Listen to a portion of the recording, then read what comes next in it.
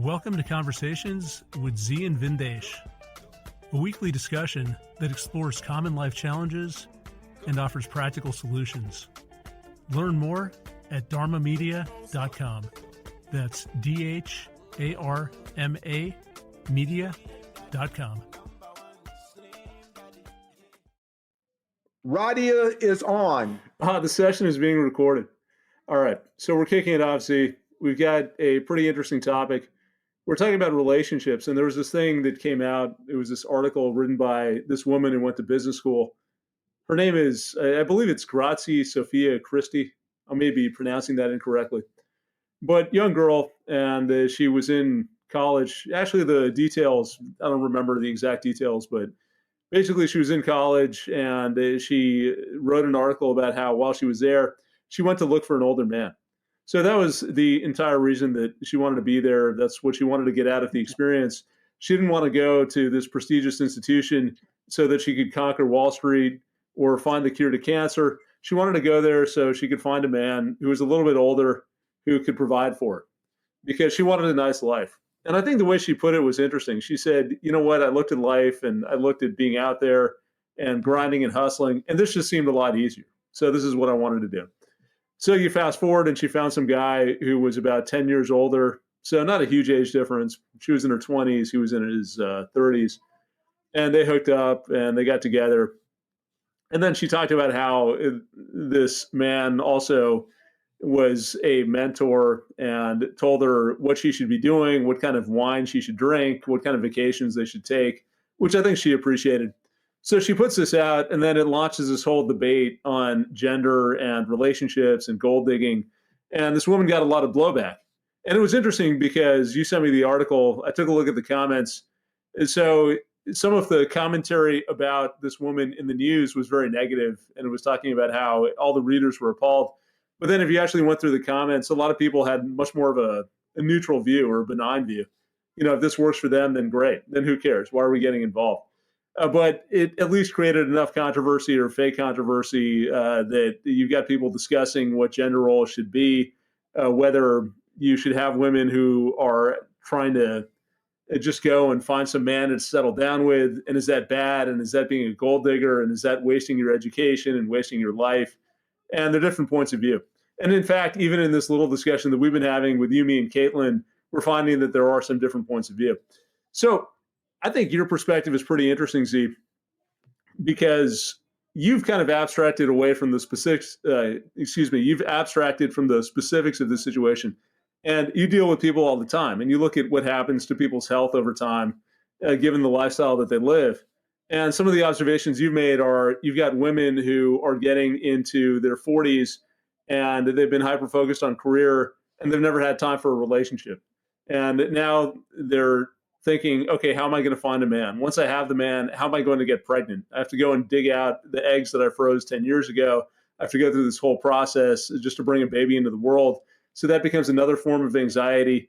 And there's a lot of anxiety and depression and loneliness because of some of the choices that people have made. And then you look conversely just at the difficulty that we're all having to get by. You know, it's a struggle. Expenses are going up. Inflation is going up. Jobs are getting more and more meaningless. You're at the whim of a corporation that doesn't really value you, that might get rid of you at any point in time. So you're doing this job that you hate, but you're terrified to leave. And you're doing this and you're running in place just so you can make it to retirement. You might even die before you get to retirement, or you might be too sick to retire. Or once you do retire, you find out that you've got no social skills, you've got no friends, you've got no hobbies, you've got nothing to do. And so in a sense, the model that we have for society isn't working. And so you look at all that and say, okay, why would I want to be a part of that? Actually, what this woman is advocating makes a lot more sense. Why not find the easier path? Why not hook up with someone where you can get that stability, you can get a foundation, and you can focus on the things that you care about? Why is it so bad to focus on family? Why is that such a bad career choice? If you just want to take care of your husband, if you just want to take care of your kids, raise your kids, what the hell is wrong with that? If you want someone to provide for you so you have time and you don't have to spend the energetic resources going out and trying to make money, if someone else can lift that burden, that frees you up. And you can work on yourself, you can paint, you can do hobbies, you can do whatever the hell you want to do. But your point is the model that we have isn't working. Other people, like this woman, seem to have found a model that works for them. Why is everyone coming out of the woodwork to judge her and condemn her? Why have we all bought into this idea of this is right and every other way is wrong when the idea that we bought into isn't working? I mean, it's leading to a generation of failed relationships and loneliness and so forth. So I think that's an interesting way of thinking about it. It also brings us into a discussion about gender roles and maybe some of the different roles that men and women play, and the fact that we've also bought into this idea that women need to compete against men. And so if you are going to be successful or do something meaningful, you have to grow a pair of balls and go to Wall Street and try and outman the men who are there. And biologically, that doesn't work. So that leads to a different kind of a stress, not to mention the fact that you don't have time for a family and a relationship. But we've all bought into this idea. And part of it is this feminist idea that's developed over the past 40 or 50 years. So let's start over here, Z. Why don't you kick us off? I mean, give us your take on this. Maybe we talked a little bit about how you were brought up, and you were brought up with a mother who was very feminist. Start us off over there. I mean, talk about what you learned growing up and maybe what you've started to reevaluate as you've gone through life. Well, I think the collective madness comes from what we talk about oftentimes. What is the narrative that you've been imprinted with, and how that comes in conflict with your actual experience in life? And I'm going to share my experience and then share my observation of the experiences of others, which affirm to me that we've drinking the toxic horse piss Kool-Aid. So when it comes to the gender thing, my mother was a extreme feminist. She started different feminist organizations. I remember once going to a lecture she had me go to, and there was these two really butch women sitting there, and they were starting this thing called Bay War, Bay or Women Against Rape, right? And these women, their hypothesis was all men are rapists. So at the time, I might have been 10, 12 years old or something, and I was just coming into feeling that interest in girls. I didn't even know what it was. And I just got sick to my stomach that I would be inevitably brutalizing and beating the shit out of women or donkey punching them and taking the sex. And I don't feel that way. There's no part of me that wants to donkey punch somebody, jump out of the bushes, or roofie somebody up. And I just, in my heart, I just knew that that was wrong. They said all men are potential rapists. And all the people cheered and yeah, and then the guys in there, they dropped their head and were apologizing for having having balls or whatever. And they were just cheering for these people. And all these men were just broken who were sitting in that meeting. And I recall it so clearly. And then as I grew up and going through my dating life, I was scared to approach women because I didn't want to be the aggressor. I didn't want to do that. So I became kind of frustrated, missed out on a lot of that development, didn't really get into figuring out girls until I was in my mid and late 20s. And then, of course, I made up for lost time, as you know. So that narrative that this feminism is a kind of a lesser masculinity. It's kind of like a lesser man, a man with no muscle. And so everybody's the same. And so when somebody speaks up and say, I like being a mom, not do I just love being a mom, but I love the art of homemaking. I love the craft. I love seeing my partner. He comes in at the end of the day, maybe he dealt with stress. He's in whatever his job was, it was hell. He was belittled at work, but when he comes home, he's king. And in return, I have a safe home that I can be creative, develop my family in. That's one idea. And that, maybe nobody likes that. Some people don't like that. Some people do. But to judge people and say they have to be one way, and it doesn't just go in the female way. I know a lot of men who are very screwed up trying to figure out how to navigate this kind of altered reality and this anti-nature reality. Again, to each his own, but hopefully you arrive to what your own is because you're self-realized. One of my sisters that I've become closer to since the death of my mom, she has shared with me, she said, I am lonely. I'm going to die single. She's wealthy. She's rose to the top of her game in corporate America. She's pushy. She's hard driven. She's fiscally aware. And she said, I was always taught by mom that I didn't need a man, I didn't want a man. It was just a man was kind of like a accessory to what was important in your life. And she was married once, and that marriage didn't work out. And she has a son, and she's alone and sad. And she bought that Kool-Aid. And now that she's older, she's listening to things that I never thought she would listen to. She's listening to these different things about how that maybe there's another way of looking at life. Maybe it's okay to have feelings, to feel vulnerable, to look for someone who's strong and supportive, and allow them to act out that role as you act out the other role. All of life is a theater. As the yogis say, it is the divine circus, the divine cinema of life. What are the roles that we're assigned by nature? How do we act that out in a more harmonious way? And the big thing what we're doing, Radheya, is that we're trying to get people to think about it. I'm not telling you how to think. I'm not asking to agree with me. I'm just saying, think about the toxic, regurgitated piss we've been swallowing as a Kool-Aid of programming, that we think that something that is a natural effect is some way bad and should be politicized, and that other people should tell you how to do it. And you see the misery that it is visited upon people. And I was just talking to Kaylin, she was talking about how she would like to have her man take care of her. But oftentimes the pushback is, oh, I don't want to be used, that somebody's using the other.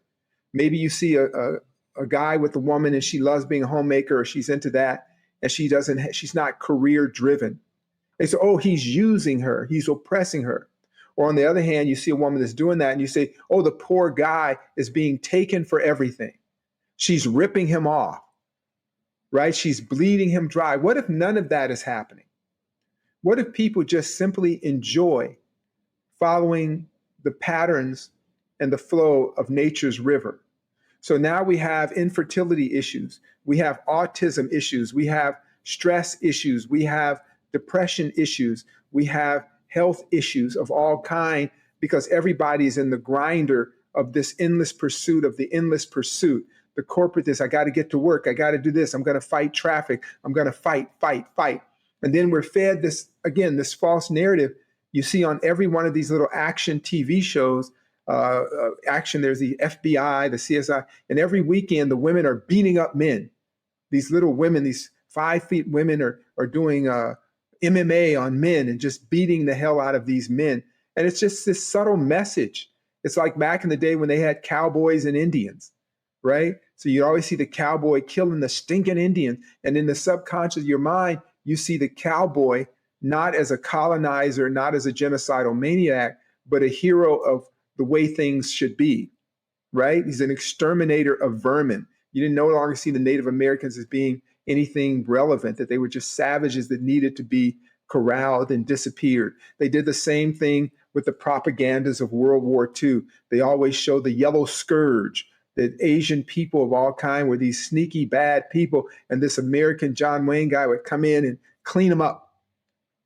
And then you see the hapless black person, the step and fetch it, happy Negro is quick to grin, slow to think.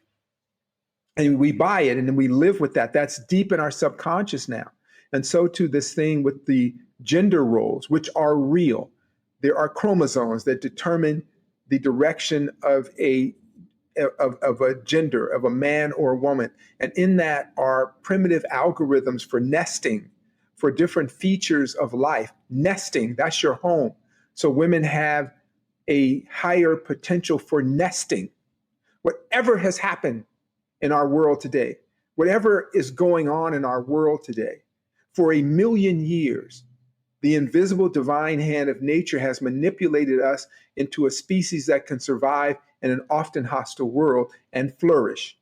And the center theme of that flourishing is partnering, is mom and dad.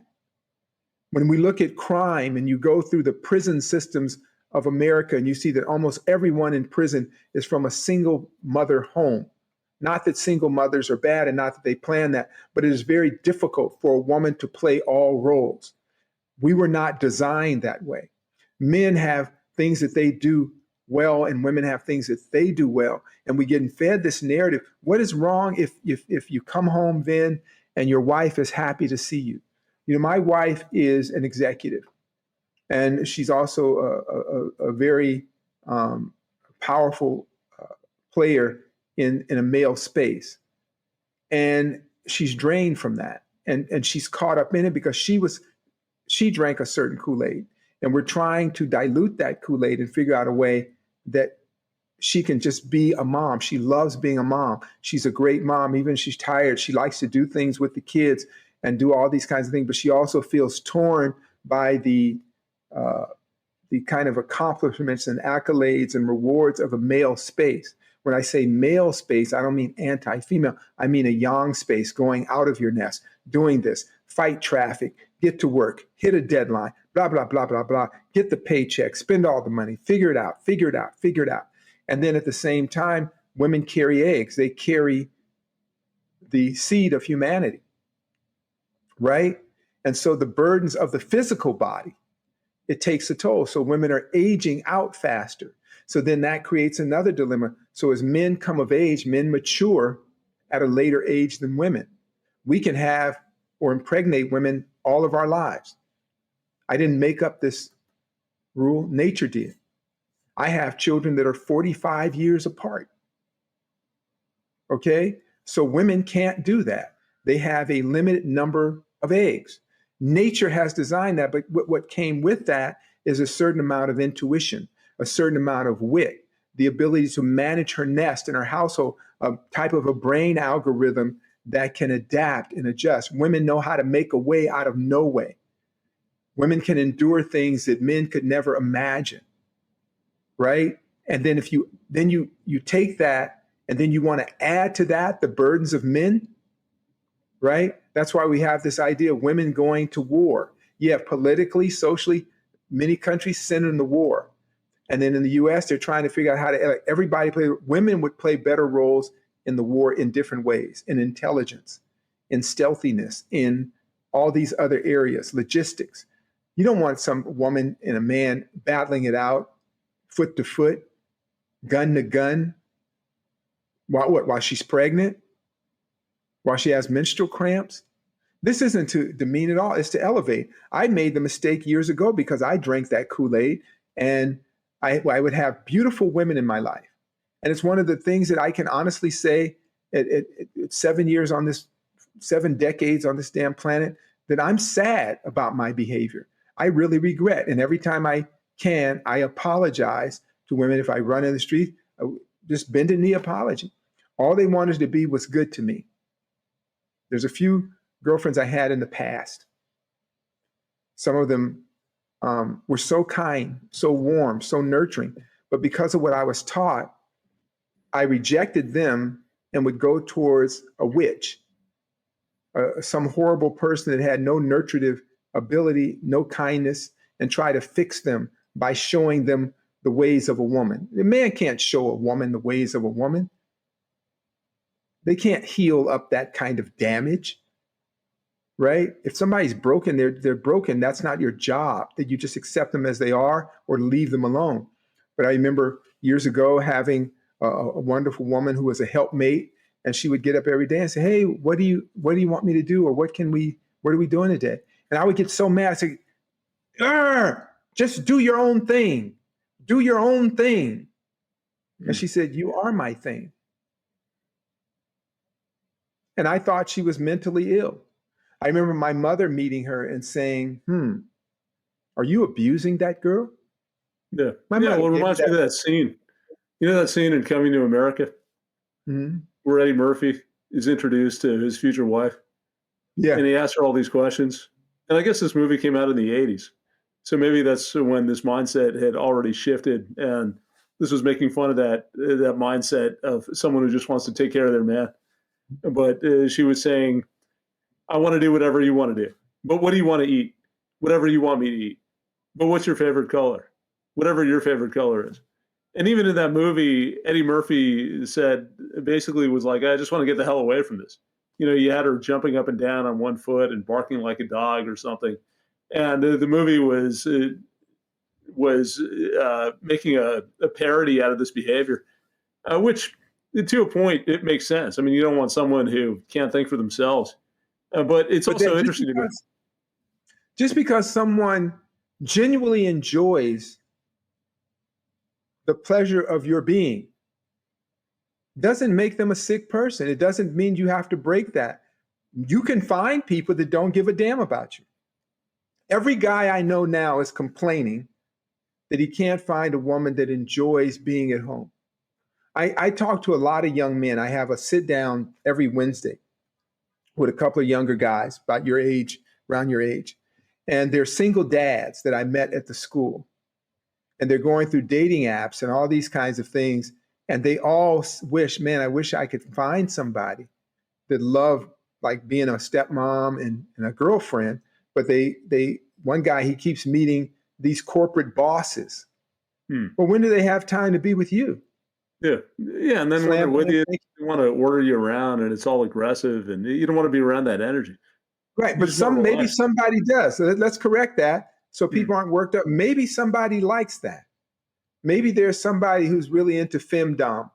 You know what I mean? And they just want to be led around and abused or whatever. And that's their thing, and all power to them. But I'm saying in the general attitude or general narrative that we have, just lightening up. And that's what that article was about. These women said, this is what works for me. Hell, Caitlin even said that. It'd be great to just hang out at home and work on the media with us when she feels like it, not really worried about this. No, Caitlin, you said it. And then the first response, pretty Tony, was, okay, I don't want to be used. Yeah. I've heard that. Even me, I've heard that. Oh, they're up to something. Back in the day when I had those kinds of girlfriends that I would meet that were really interested in my life, I thought something was wrong with them because they didn't have a matching life to mine. They didn't have a life filled with adventure and war stories like me. And then I realized that I don't want somebody who's damaged like me. I don't want another dude in my life. I don't want somebody who has as many guns as I have, as many scars as I've had. I like something gentle. I like my house with kind of weird girly stuff around and her femininity all in there. And I don't just have, guns and wrenches and tools sitting around the house and sleeping on a friggin' burlap sack. That's the kind of dude I am. I don't want somebody who has the same calluses on their hand as me. Right? But I was fed that Kool-Aid, and it took me a lot of years to first identify that there was something wrong with me and not necessarily them. I don't need somebody with a curriculum vitae better than mine. Oh, I have all these degrees. I remember going on some of these dates, like when the internet first came out and they had hotchicks.com or whatever, I would use that thing to get girls, right? And you would just meet girls, get a one night stand, a weekend date. And they would sit around and tell you what their resume was.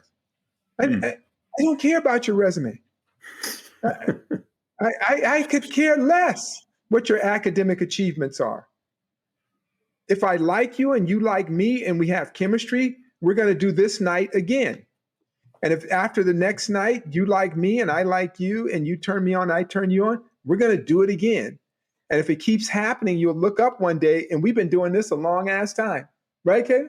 It's really that simple. It's really that simple, but we've complicated it. But we also been fed so much divisiveness that it creates more stress, more chaos in the world we live in. There are more people stressed out from the daily grind. That's why people are taking exodus from these cities. People are looking to be in a more rural area. And in rural areas, you want to have a healthy male-female dynamic. I know there are the other people that do other stuff in this modern era. I'm not talking to them. All power to you. To dads, to mom, whatever you guys are doing. I'm not talking to you guys. You guys got it together. You got your own stuff to worry about. But I think when we look at articles like that and the vitriol, the hatred that's visited upon these women and men, by the way, and a lot of men do it, because a lot of these effeminate men that these women are complaining about are a byproduct of this unhealthy narrative, right? That you feel things. Men have told me they feel in their heart. I had a young man I was talking to in this single fathers group, and I said, what do you really want from a woman? He says, well, I'd like her to be smart and intelligent and be aspirational and maybe have career goals. I said, you're lying. I asked you a simple question. Close your eyes. Tell me what you want. He said, man, I would love her to be about like so tall with big tits, a nice waist, real pretty, a nice voice. And he got uncomfortable telling me that. And I wanted to really like just be into, I got a son and I have no help. And I want her to really be excited about like the school stuff. And he says, I'm sorry for saying that. Why are you sorry? You were lying. I asked you a simple question. What did you want? You told me this thing that you thought you were being interviewed or scripted, or that dude who Catch a Predator dude was going to jump out and say, ah, you friggin' chauvinist. You know? And he almost broke down in tears, just confessing that he had a certain attraction. He said, you know, I like Hispanic women. I like their energy and that kind of style. I said, yeah, the sexy stuff, huh? He said, yeah. I almost slapped him in the head. I just wanted to throw my chai latte with oat milk in his face. You know what I mean? It's like, dude, it's okay. Z, don't do that. I mean, that'll set you back $10. You have to get another one. You're right. You'll have to add a few dollar tip. Luckily, they buy it for me, or I'd go broke. And it took so much, Vin. It took so much, Radheya, for me to just get that out of him, just to get him to tell the truth. Close your eyes and tell me what you want. That's something as an exercise a man should be able to say to his woman. You know, one of the cool things about being married, like my wife and I, we go through all our crazy stuff, but recently she cursed out her mother. And it was like giving me 10 bottles of Viagra, because she stood up for herself because of their culture. And it was really, really sweet, sexy, and all that kind of stuff. But one of the best things about being married is the boredom, the reliability. Your wife can be so many women in one. That's what I tell my wife. She can be everything I need right at home. So that's the path of least resistance. So I don't have to run around and get a side piece. I don't have to get a side piece. A lot of my buddies have side pieces.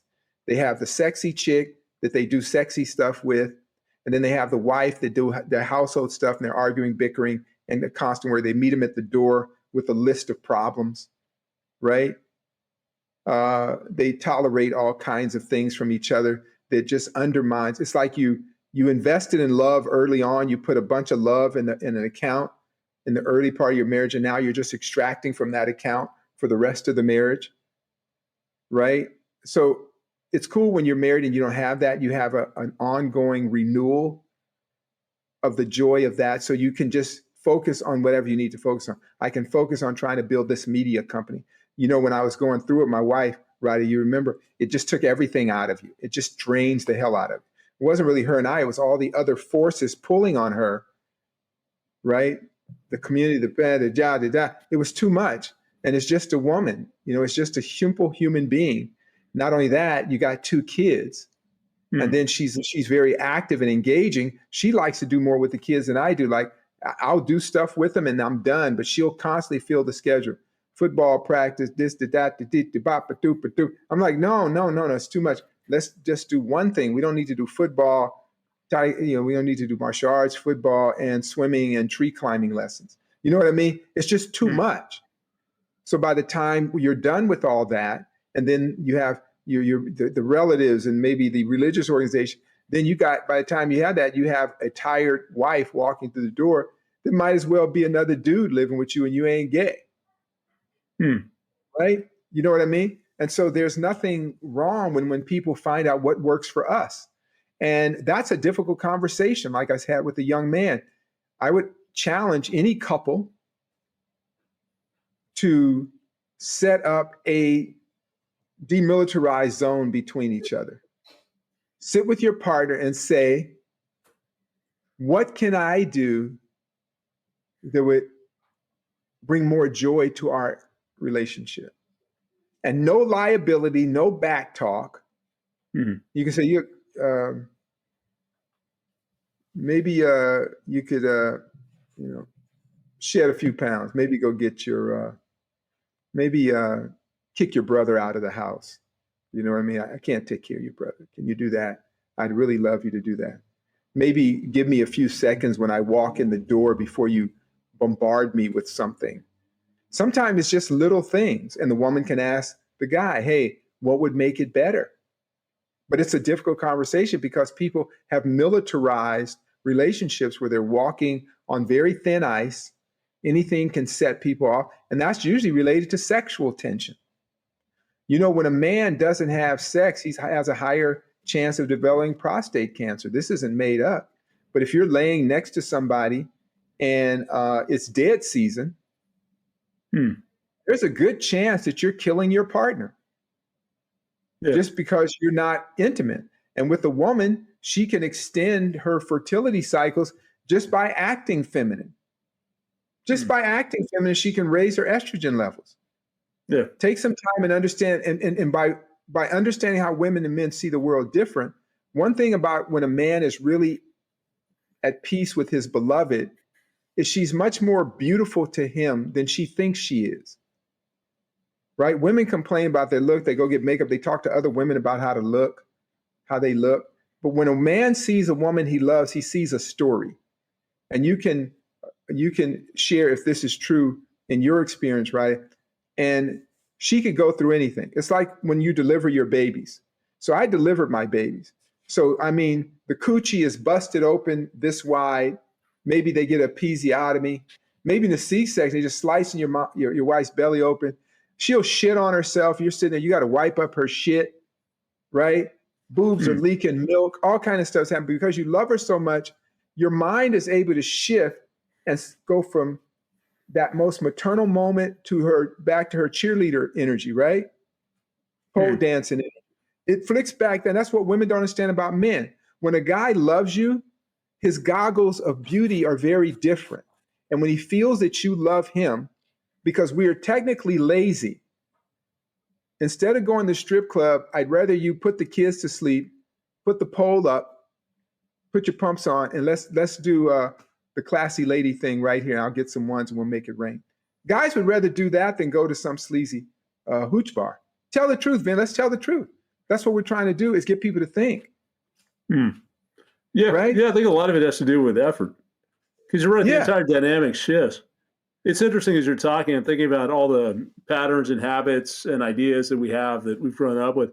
And all this stuff is working against us. So you take women and you put them in this hyper-competitive environment, and then that creates a certain amount of anxiety. You're not necessarily wired to go and compete with men on the same terms. You might be able to compete on a different basis. But if you're trying to shout someone else down and be more aggressive than they are, that's a game that you're going to lose. Then you bring that tension home, and then that creates a lot of anxiety. And that creates distance between the couple. And if you ever come home and there's a tense household, you can feel the anxiety. I mean, you can feel it like this visceral substance that you're walking through, and you don't want to be around it. You'd rather just go somewhere else. You'd rather escape, so then you're not present. Then you're not paying attention to the kids, and so your kids start screaming, and that whole thing breaks down. And then forget about the intimacy, because at that point, there's too much tension. The mind is off somewhere else. You're thinking about all the ways that your partner annoys you.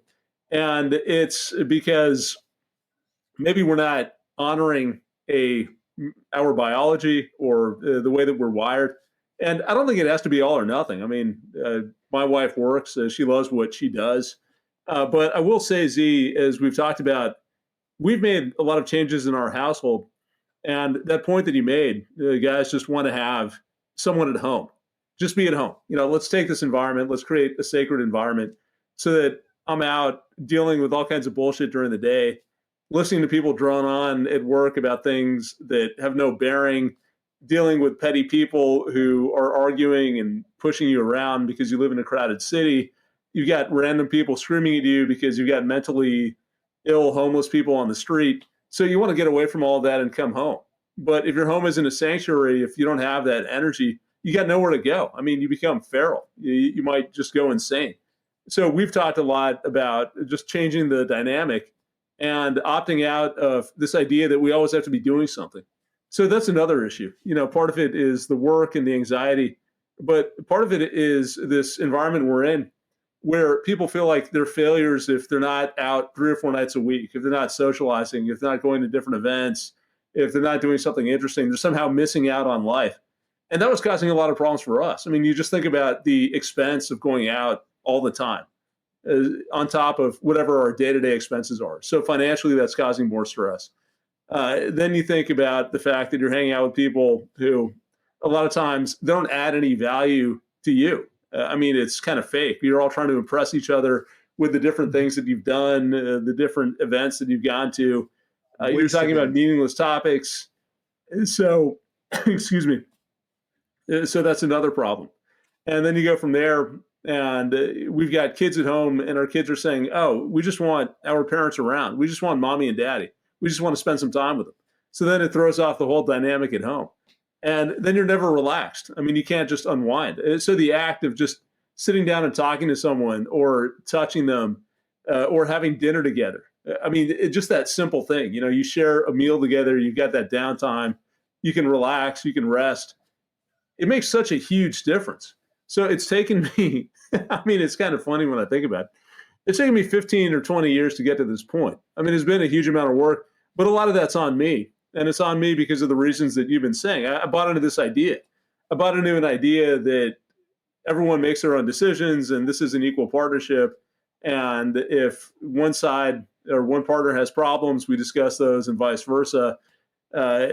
So that model for us just didn't work out because maybe it's because of the cultural conditioning, whatever it was, we were drifting into habits that were putting us on the edge, that were making us bankrupt, that were undermining our kids, that were destroying our intimacy.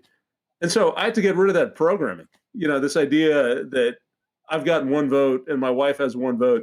And you can tell me what you think about this. I don't know if this works for everyone. Maybe it's just me. But I got to the point a year and a half ago where I said, fuck this. I'm going to make the decisions. I mean, it's not an equal partnership in that sense. It's equal in other ways. I mean, it's a give and take. But regarding our finances, regarding our lifestyle, regarding the time that we spend at home, and basically the dynamic of the family, I'm going to make those decisions. And this is just what we're going to do. And we're not going to have a discussion about it. And so we went through some moments which were painful. Actually, not that many, but sometimes there's some blowback. But I'll say overall, I mean, it's just a much healthier dynamic. And we've gotten to the point where everyone is better off. We're all happier having this place as our sanctuary, spending time with each other, spending time with the kids. And it also changes the mindset. I mean, you recognize this is time you're not going to get back. And then you have to think about it a little more intelligently. Do I want to go out and try and impress someone that doesn't even care about me in an environment which is so loud I can't even hear what they're saying? Or do I want to take that time and spend it with the people that I care about and help my children develop and just enjoy whatever these moments are? Yeah. And Radheya, you're so on, because here's the thing that I share with people. Whatever job you're doing, you're basically a garbage collector. Whatever job you are, picture yourself as a garbage man, no matter what your title or position. At the end of the day, what's the first thing a garbage man should do or garbage woman should do when they enter their home? What's the first thing they should do? First thing, you've been walking through a slough. You've been walking through a cesspool, emptying other people's putrid garbage. What's the first thing you should do when you walk through the door of your home? Yeah, that's exactly what I tell my wife. Take off your clothes. That's right. You come in, you take off your clothes. Go shower up, wash work away, and whatever happened at work, whatever you sifted through in the garbage is not interesting once you get home. It is not interesting at all. Whether you're the president, wherever, it's talking about your job. Yeah, what the boss said, yeah. We have so little time together that reinforces us that the job is one of the tapas, the fire. It's a penance we pay. And you may even like your job, enjoy your job, but what is more enjoyable than the people you love under in the sanctuary that you've created, be it a tent, a penthouse, or a mansion. Wash the garbage off. It's like enter the temple and take your shoes off. Cleanse yourself from the outer world. That's what intimacy is. And it's not just women, but men have bought into that. And I meet women all the time whose husbands are in a feminine space. And that's just an ingredient for disaster because they're longing for a man. They're longing for a man. And they have a girlfriend at home with them, not functioning, kind of rotund or just blah. And maybe he lost it somewhere. Maybe the world just ground him down and you guys ground each other down together. So you're just two minion rolling around together and you're not even attracted to each other anymore. There's not even an attraction. And it's so easy to be attractive. Men are simple. And that's one of the things that this narrative has thrown women off. We are not that complicated. You figure out what a man's into and what he's like, you own him. Women can own their husband. Not in the way that men and women engage each other back and forth like two men fighting, but women have another way. When a man feels at peace and he can be safe and he can be able to trust his open-heartedness, you got the guy, because women can understand and benefit from. Men really value trust, right? And that's why whenever you see divorces and all that, the women just spill the beans. Everybody just runs through everybody. They do the worst possible thing they can do to another person is betray their trust. And then and another thing people can do is drop all your religious stuff for a minute and check out why strip clubs and OnlyFans still make money. Most of it is married or coupled guys that are frustrated. They want their girl to be the girl on the pole, or they want their girl to be the only. You say, oh, that's so low and base. Yeah, that's how babies come. That's where we're acting out breeding, the attraction we have for one another. And when somebody finds their fit, and remember, you mentioned something about equal. Nature is not equal. It's always harmonious. Women have superior roles in certain part of the feminine part of their relationship, as a man may have a beneficial superior role in his role in the family. So it's not about, I want to be just like you. I want to compete with you. It's kind of like arguing when people talk about the pathway to domestic violence. Oftentimes that pathway is when women are in men's spaces intellectually and in conversation, and you're in somebody's face and you're arguing with them and you're threatening them and they're threatening you, well, you're going to get your ass kicked. At some point, two dudes standing up posturing with each other, somebody's going to throw a punch. And whoever's the better fighter is going to win that fight. Women should never put themselves in position with men like that. You should never put yourself in a position where you're bickering and pushing a man and pushing his buttons and saying, I wish you would get up and do something, because a man is not that complex. You're threatening his space, you're threatening his heart, and he's going to act out, not in words, but in actually a lot of domestic violence, you'll see the buildup was this kind of pushing and pulling the lion's tongue, so to say. Let me just slap the alligator around. He better not do anything, or I'll call in other men to protect me from men. How about that? That just sounds crazy. So how about not use your feminine wit in other ways? Even this projection onto relationships of this kind of idyllic romantic relationship, men aren't into that. Men do that for women. We do that for women. Women need to know that. I heard you like flowers. I'll get you some flowers. I don't like you. I want you to give me flowers. I want you to basically get naked on a regular basis. So I'll buy you flowers, do all that kind of stuff. But it's okay to know that. And if a man sits there and lies to a woman that that's not true, if they're listening to this podcast, oh, you know, it's not true. He's gay, and he's hiding it from you. We are a simple creature, simple, and you've been given this horrible glass of Kool-Aid that makes you get into this kind of Western modern feminist model that's like lesser manhood. And the yelling and the screaming and the demanding, and just talk to people. I'm not saying I know the way of all people, but none of us do. Find out what works for you, what works for you and your intimate partner, what allows your family to flourish. Kids love to see their parents happy. I was holding my wife the other night in the kitchen. We were playing around in a kind of a playful way.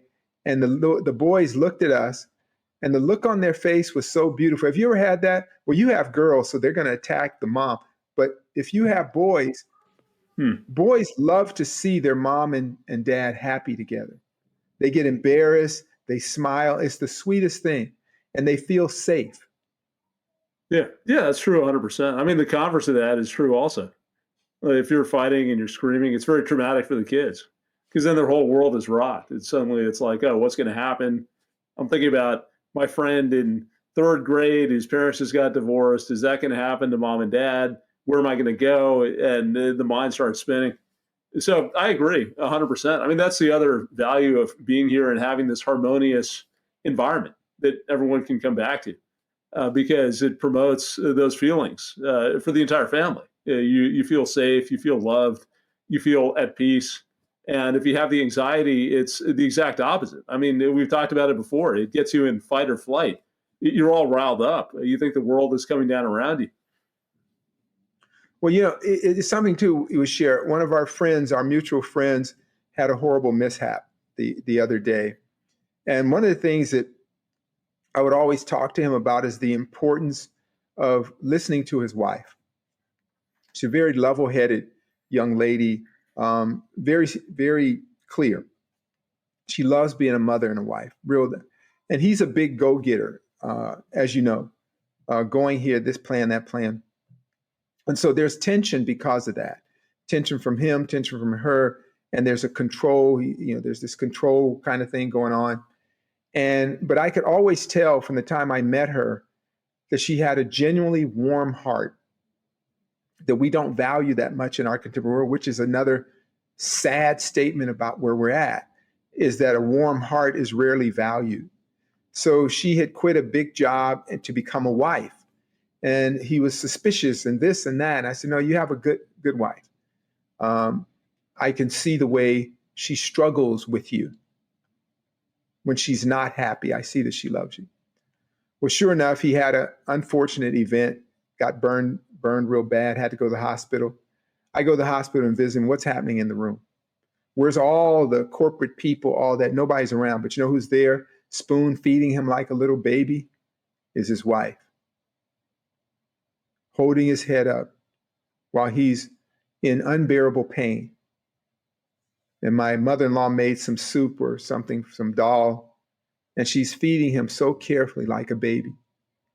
I said, that's all you need. None of these other people are here. None of these people that you hold in high regard or esteem are here. Then he started talking about, well, as soon as I get out of here, I got this work thing I'm going to do. And I said, no, I don't. You may not get out of here. You have really bad injury. And it's going to be touch and go for the next 2 weeks. But she's here. And whatever issues you have, if you walk out of here, those issues should be resolved. This is the best thing in the world for you. You have somebody you don't deserve. You do not deserve her.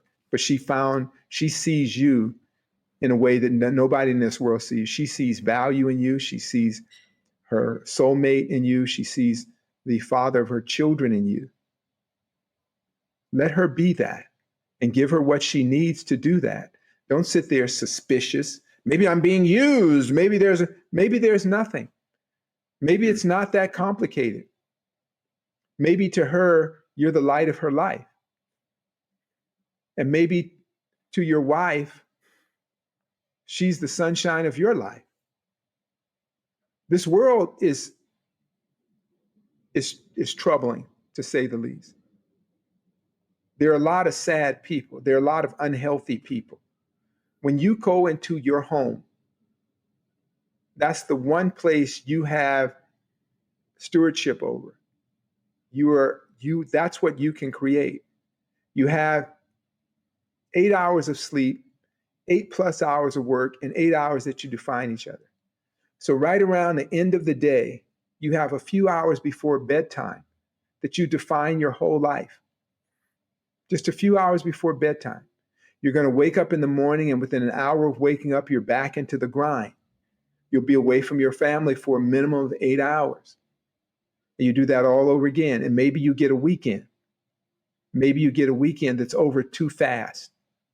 And then the next thing you look up and months have gone by, another birthday has come around, another event comes around. And then at the end of that, you find yourself old, head full of gray hair, planning all these things that you were going to do. Now your body's too old to enjoy the vitality of youth. My wife asks me all the time, man, you like to have sex all the time. Yeah, I said, because one day maybe I won't, but I'm banking on it right now. I'm investing in good memories right now. Yeah, that's your retirement strategy. Yeah, that's it. That's my strategy. I'm banking on it right now. I want to put you make a regular deposit every week. You regular deposit every day. You make that deposit with compounding interest. Compounding interest. You understand? Compounding interest. That's what we got that the second time. Yeah. Okay. I say it again. Compounding interest. So we can live like that, and that's a good way. But we want to really look at the way we think about it, right? Just the way we think. How did we get so far away from the simplicity of life, that Zen state? Mm-hmm. Can we have that conversation? Real intimacy is difficult conversations. Yeah, it's interesting because it makes me think about people's mindset. And we talked about this offline, where going back to the start of this conversation, the woman who wrote the article about how she just wanted to find a rich man. And we were talking about this, and you made the point that a lot of people look at her and say, oh, she's a sucker. What a sucker. She's signing up to be someone's pet. She's not going to use this great education that she got. She's not going to accomplish anything. But you made the point, who's really the sucker? Who's the sucker? We've got an entire culture of people who are drowning under anxiety, who are empty, who are lonely, who are depressed. And meanwhile, you have someone who has found a relationship and has found the freedom to do the things that they want to do and invest in areas that they care about. So I got to think that that's a form of arrogance. We're just not only have we drank the Kool-Aid, but we're convinced that we're correct. And we're willing, instead of having more of a flexible mindset, let me look at what other people are doing. Let me question my own beliefs. Let me accept that there are different ways to live, that other people might have a model that works for them. We're sitting up. I mean, we've elevated ourselves up here, and we're looking at the world, and we're looking down in this judgmental mode, and we're convinced that we're right, even though we're falling apart. I mean, there's just something very strange about that. Yeah, right. And you can see it. It's right in front of our face. It's like now this move to have openly transactional relationships, right? Where the women are asking a guy how much money you make. Well, that's just the oldest profession in the world. That's just prostitution. And then these same people will criticize a man for calling up a prostitute. And men don't call up prostitutes to be girlfriends. They call up prostitutes to leave after they've had sex and not give them a lot of drama. And these women people are now saying, look, by another name, I'm a prostitute. I want to look at your portfolio. I want you to buy me these things. And that's the mark. And so a lot of people are organically opting out of dating because on a deeper human level, we just want to be loved. We just want to be valued. And if you look at different cultural models, I live around a lot of people from Mexico, and all of them are working kind of craftsman jobs. They don't have a whole lot of money to spend, but they have everything they need. And the coupling and partnerships are much more harmonious, and they tend to play traditional roles in their, what they call, I don't know if traditional roles are right, but they love caring for their family. They have parties with the family members every weekend. The couples are always doing stuff together in a real simple way, but they're not spending a fortune. They're not at the finest restaurants. They're just creating. They sometimes will bring me something nice back. They say, oh, Z, I know you're a vegetarian. We got you this. We got something for just the sweetest people. And they don't hit the mark that other people. The guys aren't extraordinarily wealthy or fit or tall. The women aren't supermodels or whatever, but their marriages last for 50 years on average. and they're content with one another. So who are we judging? Where did we get our model of a good life from? And I want to go to people that have a good life, and I'd like to learn from them. I've learned a lot about myself in all the years that I've been married, and I married later in life, as some of you know. And I didn't marry before because I always had one foot out the door.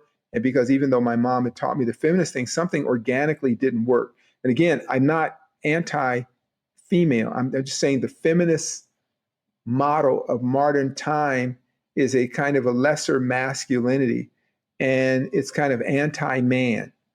And I'm a man, so if somebody's anti-man, they're anti-me. Just like you're anti-black, you're anti-me. And I'm not going to kick it with that. I'm going to really examine that philosophy and see, okay, what's the problem? How about us really honor each other's efforts and work, see what works? Some people are what they call power couples.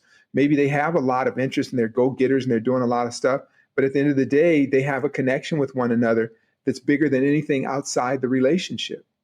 And I think that's beautiful. I'm not saying that everybody should have one way, but to be honest and say, what is your way?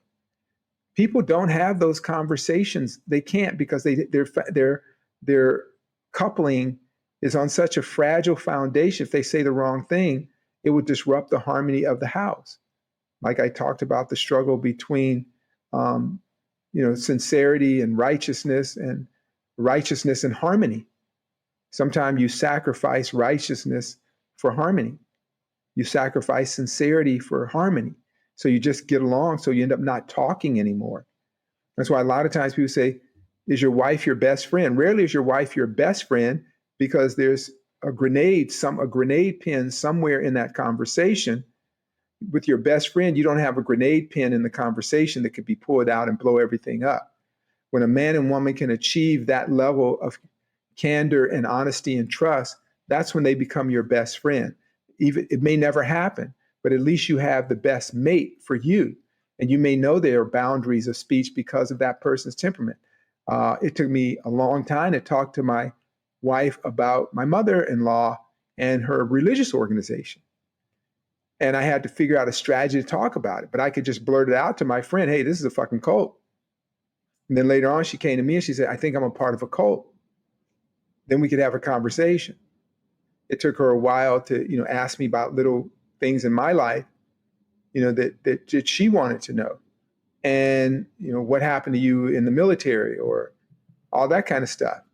And why do you feel so comfortable watching war movies and violence? Why does that comfort you? I say, yeah, I'm traumatized. Okay, so it's my lollipop for trauma. And it took us a while, but that's part of the journey. With your best friends, you have different journeys, but there's a place where the wife and you can become buddies. But it's really hard for men and women because of the different ego matrix to be best friends, but they can be best partners, right? And they can understand the boundaries of certain things in their life. Like what is the no-go zone for you? What is the no-go zone for me? What are bottom line things for you and me when it comes to intimacy? What are those things? And those things can change over a lifetime together. You've spent a decade with somebody, you've seen them in all manner of behavior. And there are things you can slowly learn to communicate. But hopefully, if you've been together 20, 30 years, you can actually have an area where there are no bridges to breach, or issues that you have with each other that you have to be tiptoeing over, right? But that's part of a journey. In the interim, I think that everybody should do what works for them. Don't do what works for the unseen committee, but what works for you. Think for yourself, do for yourself, render to the world what you have to as a tax for being here, but keep most of it for yourself. Right, Radheya? Yeah. Yeah, 100%. Wrap it up for us, brother. Yeah, no, I'm just trying to think of what to say on top of that. You pulled everything together so beautifully. But maybe I just think about this. We need an awareness of what we've been taught. So much of this stuff, and actually this is a broader discussion than just these gender roles, but we'll take that as an example. So much of this goes on in the background, and you get indoctrinated into a certain way of thinking and you don't even realize it. And then if everyone else around you is thinking that way as well, that becomes your entire reality. So there's a certain discipline that we have to go through and just constantly evaluate what we're being fed, whether it's true, whether it works for us, whether we can optimize, whether we need to follow along. So I would bring that to this topic, but also as more of a general life strategy, just maintaining that vigilance. That's it. So let's wrap it up. I see you next week. All right, brother. Sounds good. Always a pleasure. If you enjoyed the show, please consider leaving us a review on Podbean, iTunes, or your favorite podcasting app. Each 5-star review helps us bring you more unique and insightful content. Learn more at dharmamedia.com. Peace.